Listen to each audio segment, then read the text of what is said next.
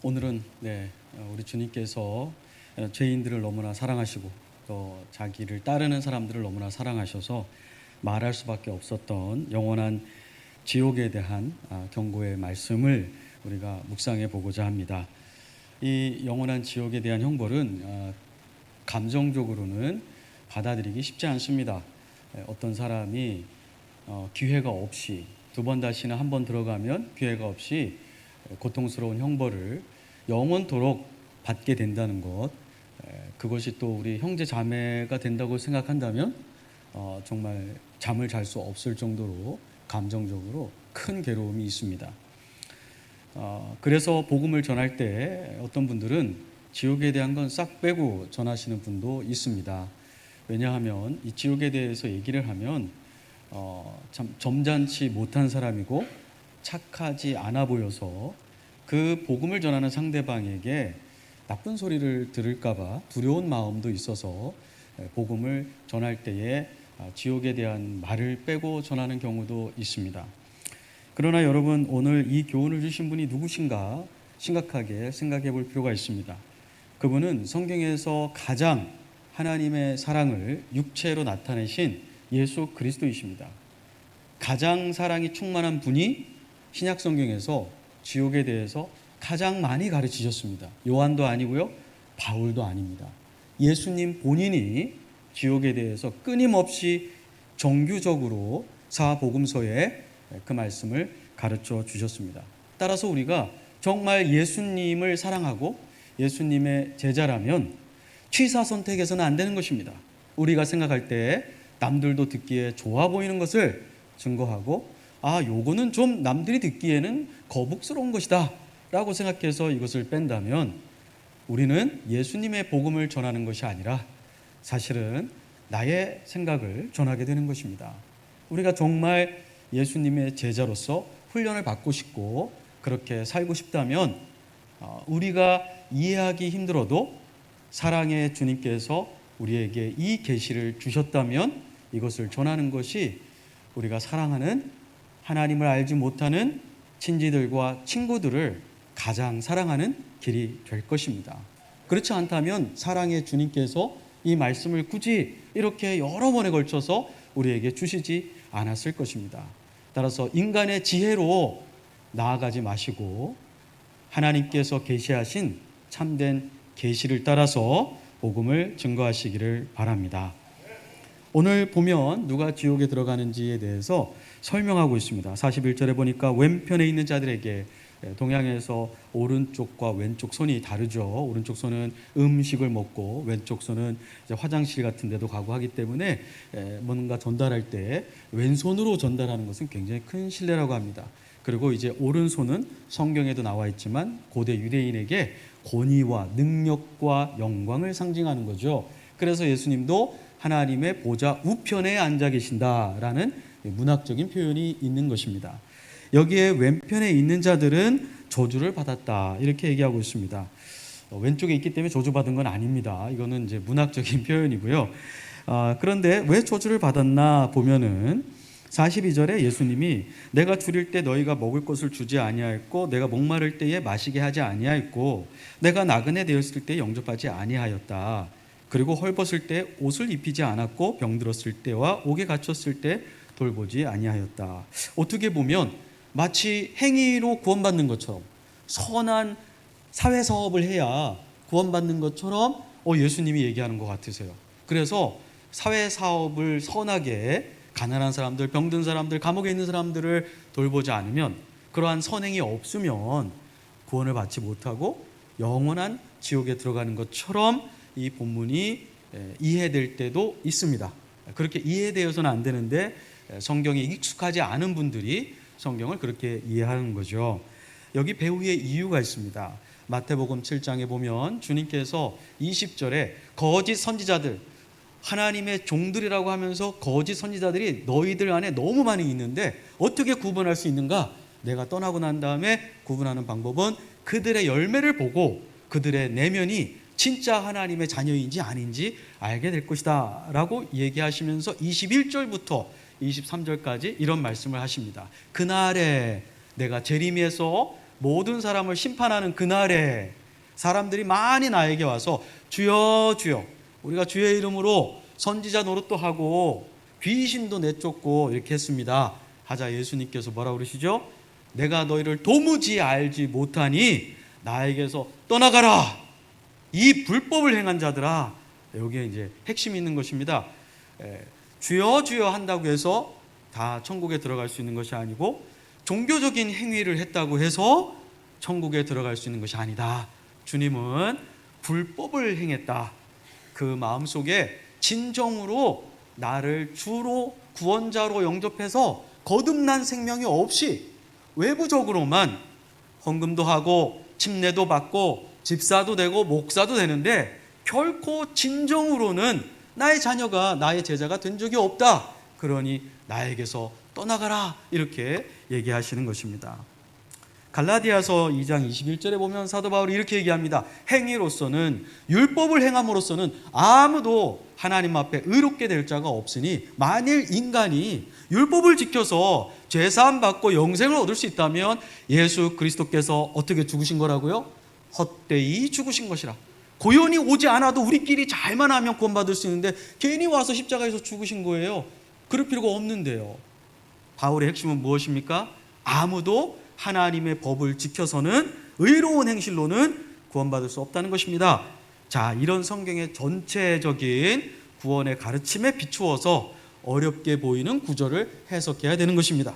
그러면 오늘 있는 마치 행위로 구원받는 것과 같이 주님이 말씀하신 이유는 바로 행위로 착하게 살면 천국 간다라는 말씀이 아니고, 왜냐하면 이미 아무도 선하지 않습니다. 바울은 로마서 3장 12절에 모든 사람이 죄를 범하였음에 그렇게 얘기를 했습니다. 아무도 죄를 짓지 않는 사람이 없습니다. 그런데 정말 구원받은 사람은 밖으로 그 구원, 내적인 구원에 뭐가 있어야 될까요?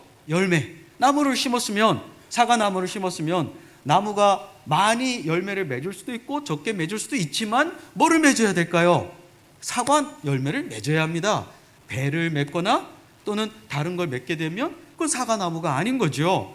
그래서 예수님께서는 지금 행위로 구원받는다는 게 아니라 하도 교회 안에 자기를 따르는 사람들 중에 외식하는 종교적인 그러한 사람들이 있기 때문에 그들에게 사랑의 경고를 주시면서 정말 내면이 성령 하나님으로 중생해야만 하나님 나라에 들어갈 수 있다. 근데 그 증거는 행위로 드러나게 된다. 근데 너희들은 여기에서 나에 대해서 했는데 40절에 보시면 내 형제 중 지극히 작은 자에게 한 것이 곧 내게 한 것이다. 근데 예수님께서 너희는 내게 이런 걸 하지 않았다라고 말한다면 지극히 작은 형제에게 하지 않았다는 것이죠. 이 형제는 누굴까요?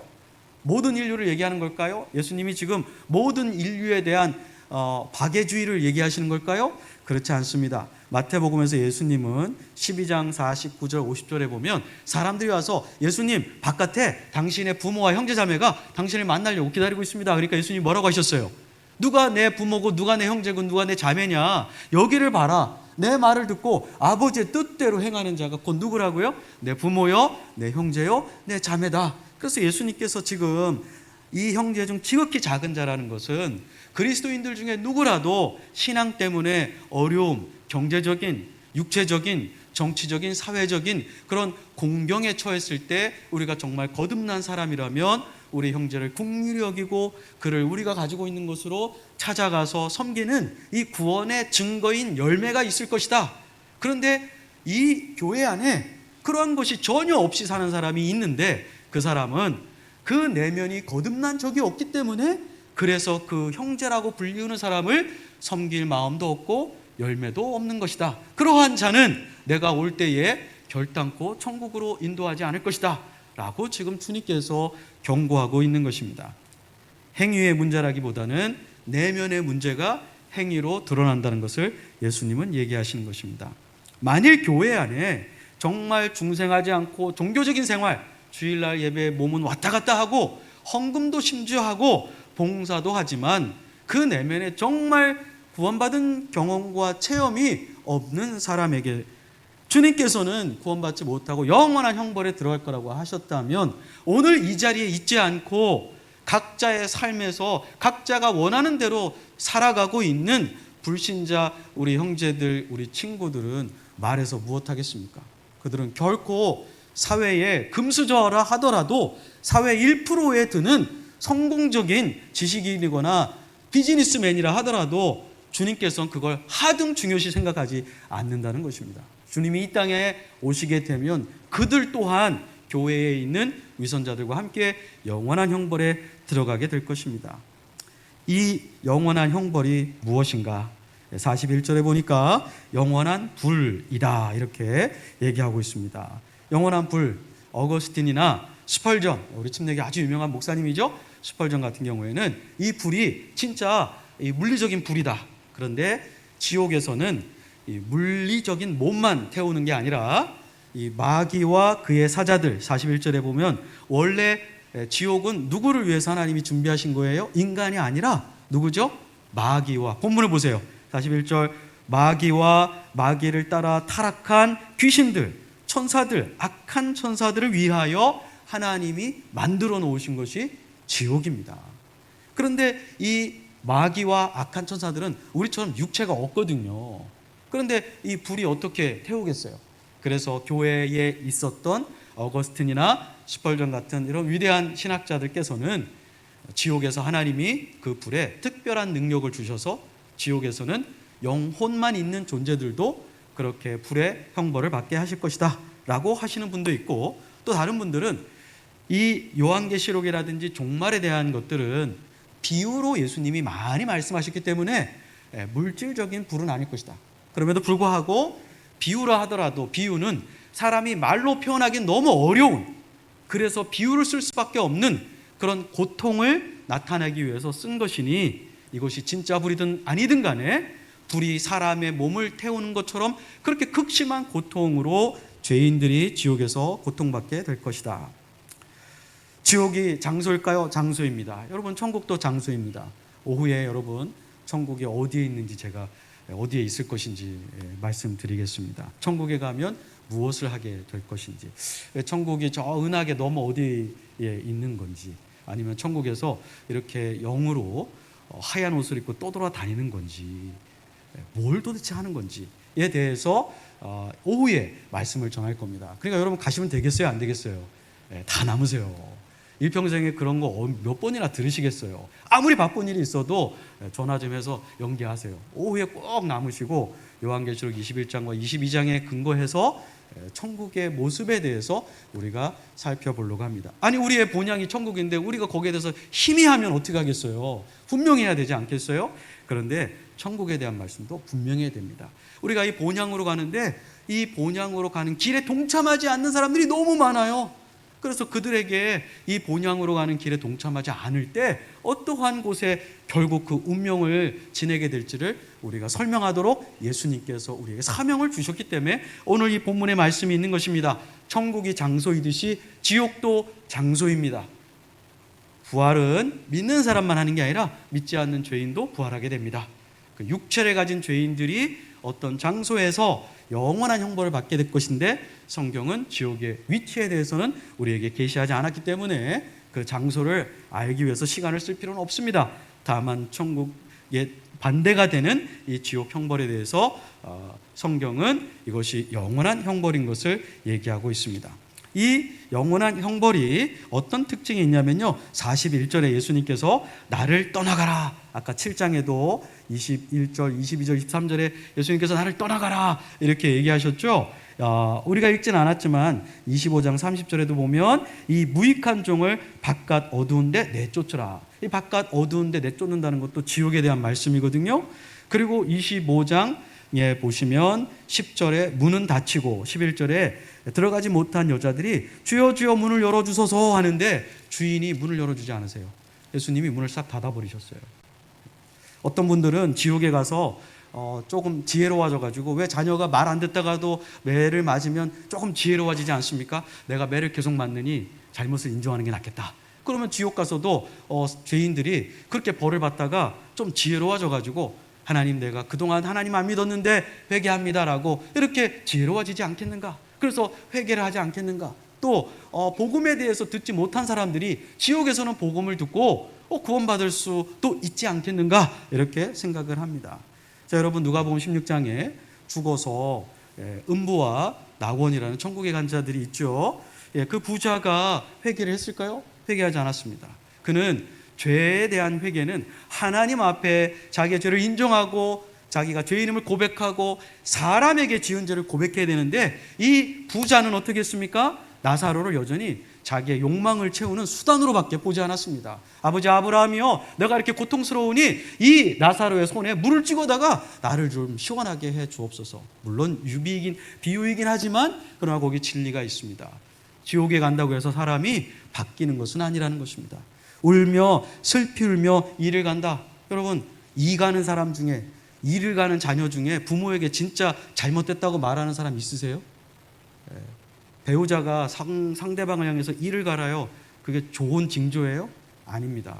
나는 동의하지 않는다, 나는 억울하다, 나는 분노 가운데 있다 할 때에 사람이 이를 가는 것입니다. 지옥의 죄인들이 형벌을 받는다고 회개하지 않는다는 것입니다. 이를 간다는 것은 계속해서 하나님 앞에 원망한다는 것입니다. 특별히 요한계시록의 16장 9절 10절에도 보면 하나님께서 믿지 않는 자들에게 각종 종기로 이 땅에 남은 자들에게 심판을 하시는데, 이들이 종기로 인하여 하나님을 원망하더라, 회개하지 않더라. 여러분, 죽은 다음에 회개하지 않습니다. 그래서 성경은 뭐라고 말합니까? 고린도후서 6장 2절, 지금이 은혜 받을 만한 때요. 지금이 무슨 날이라고요? 구원의 날이다. 언제가요? 지금 뭡니까? 살아있을 때. 그래서 주님은 우리에게 살아있는 사람에게 복음 전하라고 하는 것입니다. 그래서 십자가에서도 예수님을 믿고 구원받은 강도가 죽기 전에였기 때문에 가능했던 것입니다. 죽으면 히브리서 9장 27절에 뭐라고 그랬죠? 사람이 한번 죽는 건 정한 것이고 그 이후에는 심판이 있으리라. 회개의 기회도 없고 구원의 기회도 없는 것입니다. 복음은 죽은 이후에 전달되지 않습니다. 그래서 이 지옥은 영원한 추방의 벌을 받는 것입니다. 여러분, 부모님에게 예전에 어렸을 때 한번 혼나다가 이렇게 집에서 쫓겨났거나 나가라 뭐 이런 얘기 들어보신 적이 있을 거예요. 안 그러신 분들 계시겠지만, 그러나 그것은 우리가 소망이 있습니다. 말은 그렇게 하셔도 시간이 좀 지나면 들어오라고 하시죠. 이제 다시는 그러지 말아라. 아빠의 분노가 꺼지면 나는 들어갈 수 있다. 그런데 이 지옥은 어떤 거예요? 추방인데 영원한 추방입니다. 다시는 돌아가는 길이 없습니다. 그러니까 죽기 전에 지옥으로부터 돌이켜야 되는 것입니다. 이 지옥의 형벌은 26절에 보면 영원한 형벌입니다. 왜냐하면 예수님께서 이 벌을 지옥에서 받는 것과 의인들, 믿는 성도들이 천국에서 생명을 영원토록 누리는 것을 대조하고 있습니다. 평행구조예요. 즉, 천국에서 성도가 영생을 누리다가 갑자기 영생이 중단된다면 우리는 더 이상 천국에 있을 수가 없게 되겠죠? 그러나 감사하게 천국에서는 우리가 영원한 생명을 누리는데 중단 없이 계속 영원토록 우리의 생명, 하나님과 교제하는 것이 이어진다는 것입니다. 마찬가지로 지금 예수님은 영원한 생명, 영원한 형벌의 이 단어를 똑같은 헬라어로 쓰셨어요. 동일한 회중에게 쓰셨어요. 다른 때 쓰신 게 아니라 한순간에 동일한 청중에게 동일한 단어로 경고하고 계세요. 이와 같이 지옥에도 형벌이 결코 중단되지 않을 것이다. 어떤 분들은 영원한 형벌이 억울하다고 말하는 분도 있습니다. 아니, 사람이 100년도 살지 못하는데 왜 형벌은 영원히 받아야 됩니까? 이런 분들은 이 죄에 대한 형벌의 개념을 오해하고 계셔서 그런 겁니다. 같은 죄, 같은 대상이라면 죄를 지은 시간에 따라서 형벌이 더 무거워집니다. 그러나 죄의 형벌은 시간에 꼭 필요하진 않습니다. 예를 들어서 어떤 아이가 동네에서 자기 지나가는 다른 동네 아이를 5분 동안 때렸다고 하겠습니다. 그 아이가 동일하게 엄마나 아빠를 5분 동안 때렸어요. 그러면 어떤 형벌이 더 심할까요? 어떤 벌이 더 심할까요? 지나가던 똑같은 티네이저나 초등학교 다니는 아이를 그냥 괘씸해가지고 때려준 거 5분 하고 부모님을 5분 동안 때린 거와 같은가요? 구약에서는 부모를 때리는 자를 어떻게 하라고 그랬죠? 죽이라고 했어요. 왜요? 하나님을 대변하는 생명의 권위자이기 때문에 그 권위는 자녀는 결코 범해서는 안 되는 것입니다. 그래서 같은 시간이라고 해서 형벌이 같은 게 아니에요. 죄가 같은 게 아니에요. 여러분 여기에 만약에 어떤 이 동네에 청소년들이 좀 좋지 않은 청소년들이 밤마다 돌아다니면서 한 달 동안 자동차 타이어에 빵꾸를 냈다고 하겠습니다. 잡혔어요. 어떤 형벌을 받을까요? 저는 잘 모르지만 그러나 한 달 동안 범죄한 거하고 누군가 총으로 쏴서 다른 사람을 죽였을 때 총은 얼마나 걸릴까요? 하루요? 1시간이요? 1분이요? 1분도 걸리지 않습니다. 0. 몇 초예요. 그러면 사람을 죽였지만 시간이 짧으니까 이 청소년들보다 가벼운 죄를 받고 나오는 게 의로운 것일까요? 그렇지 않다라는 것입니다. 생명은 타이어 100만 개를 가져다 줘도 결코 바꿀 수가 없어요. 비교 대상이 안 돼요. 이 죄를 범한 대상이 가치면에서 범죄자가 도저히 갚을 수 없는 그러한 가치를 지닌 존재입니다. 하나님은 어떤 분이십니까? 하나님은 100년만 살다가 없어지는 존재가 아닙니다. 하나님은 어떤 분이세요? 무한하신 분이에요. 끝이 없는 분이세요. 그분의 진리, 그분의 거룩, 그분의 의로움도 어떨까요? 끝이 없어요. 영원한 거예요. 그분이 우리에게 약속한 건 무엇입니까? 그냥 100년 정도 살다가 죽는 생명이 아닙니다. 어떤 생명이죠? 영원한 생명을 약속해 주셨어요. 그런데 그 약속을 저버리고 영원하신 하나님에 대해서 죄를 지었다면 시간이 중요한 게 아니라는 것입니다. 그 어떠한 인간보다도 높은 절대적이고 완전한 무한한 가치를 지니신 하나님께 범죄했을 때에는 죄가 영원한 형벌을 가져오게 되는 것입니다. 그래서 영원한 형벌을 받는 거예요. 나는 좀 착한 사람입니다. 나는 좀 자비로운 사람입니다. 그래서 사람들에게 이렇게 끔찍한 건 얘기하고 싶지 않습니다. 그냥 지옥이라는 건 없다고 얘기하고 싶고, 또 지옥에 가서 조금 벌 받다가 다 빨리 졸업할 것이다 이렇게 얘기하면 뭐 서로가 다 좋은 거 아니겠습니까? 어거스틴이 이런 말 하셨어요. 나도 내가 성경을 쓴다면 그렇게 얘기하고 싶다. 지옥은 없다. 아니면 지옥에 들어가나 곧 졸업하게 될 것이다. 그런데 성경을 도대체 누가 쓴 것이냐? 내가 쓴 것이 아니라 가장 자비롭고 긍휼이 풍성하고 사랑의 근본이신 하나님이 지옥에 대해서 경고하셨다면 그 누구도 하나님보다 더 자비로운 존재가 되려고 시도해서는 안 된다. 그것은 굉장히 교만한 것이다. 가장 자비로운 하나님이 이 우리를 사랑하셔서 이렇게 경고해 주셨다면 그것을 믿음으로 받는 것이 가장 합당한 것이다. 어떤 분들은 이렇게 얘기하죠. 사랑의 하나님이 왜 그렇게 형벌을 주십니까? 그것은 하나님에 대한 오해이기 때문입니다. 하나님에 대한 사랑은 할리우드 영화에 나오는 그런 감상적인 사랑이 아닙니다. 하나님은 뭘 사랑하세요? 하나님은 진리를 사랑하세요. 하나님은 또 뭘 사랑하세요? 하나님은 의를 사랑하세요. 하나님은 또 뭐를 사랑하세요? 하나님은 거룩을 사랑하세요. 그래서 하나님은 우리를 그냥 내가 너를 용서한다 할 수가 없었습니다. 하나님의 거룩과 의와 진리가 충만하게 만족되어야 했기 때문입니다. 그래서 이 지옥의 형벌을 대신 받은 분이 있습니다. 누굽니까? 예수 그리스도께서 지옥 형벌을 다 우리 대신 받으신 겁니다. 따라서 예수 그리스도 안에 있는 자에게는 바울이 뭐가 없다고 했습니까? 정죄함이 없다. 우리가 받아야 될 지옥의 형벌을 우리가 감당할 수 없기 때문에 주 예수 그리스도께서 그 육체 가운데 다 받으셨어요. 이것이 기쁨과 우리의 복음, 이것이 우리에게 정말 하나님께 감사해야 되는 이유가 아니겠습니까? 그렇습니다. 우리 정말 이것만 가지고도 하나님께 죽을 때까지 감사해도 다 감사를 표현할 수 없습니다. 그런데 여러분, 이 부자를 보십시오. 이 부자는 회개하지 않았지만 어떤 때는 우리보다 나은 점이 있죠. 아브라함에게 뭐라고 하죠? 죽은 자가 살아나가서 얘기하면 여기에 안 올 수도 있습니다. 부자는 적어도 누구를 생각했습니까? 자기의 살아있는 형제들을 생각했습니다. 그렇다면 우리는 그 부자보다 더욱더 우리의 살아있는 형제, 자매, 친구를 생각해야 되지 않겠습니까? 음부에 있는 부자도 자기의 형제들이 여기 오지 않기를 간절히 바랬다면 우리는 이 모든 진리를 알고 있으니 이제 어떻게 해야 될까요? 우리가 연락해야 됩니다. 우리 만나야 됩니다. 살아있는 오늘이라고 불리우는 날 구원받을 수 있는 이 기회를 놓치지 않도록 우리가 힘써 복음을 전하시기를 바랍니다.